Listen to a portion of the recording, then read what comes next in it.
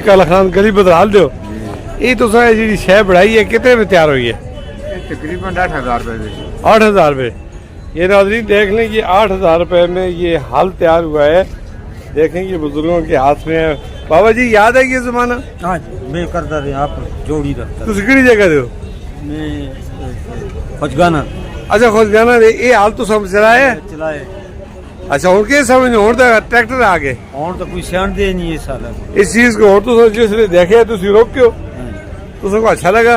अच्छा लगे ना तार टाइम याद आए कोई याद आया नहीं आया पुराना वक्त? बेशक बेशक याद आया? हाँ याद है। ये आपने देखने वाले को क्या मैसेज देंगे और एक ही शे हो आने वाली नस्ल तो नहीं छांदी ना जी बस आसा को पता है वो तुसी मैसेज देंगे हो कि अपनी नस्ल को ये सकाफत नहीं भूलनी चाहिए ना कदे इस्तेमाल ना कर दो चाह का कैसा किनारे तो रखो ना रखो देखो इसको देखो रास्ते बड़े बड़ोरे बिल्कुल ये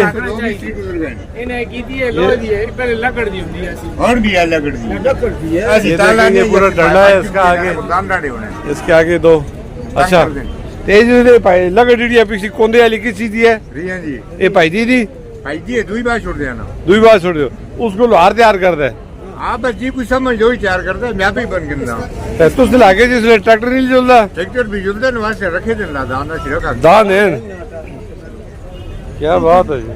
सिर्फ ये शय जुड़ी है ना हाँ ये बस एक कमाल ये असल शय है बात नहीं कहती है हां बुट्टी भी है सारा कुछ होता है जोरे से होता लगता है काम ही सीधे ना क्या बेचता सारा सारी तुम्हारी इसका है ये हर एक तरखान फिर रास का छोड़ क्या बात खुदा है बात जी, छोड़ एक मुठी बात जबरदस्त। अपने और जिम्मेदार भी कर गंदे मैं आप करता रहना सारा काम एक काला खान लाले सोची बड़ी महफिल सजाई है और इतने इस लारी अड्डे में 600 को नवी नायाब दसी है। बाबू जी बहुत मेहरबानी चाचा जी तुम बड़ी अच्छी गल की है तुम दुनिया देखसी और तले कमेंट्स में दसी काला खान बाबा जिंदाबाद।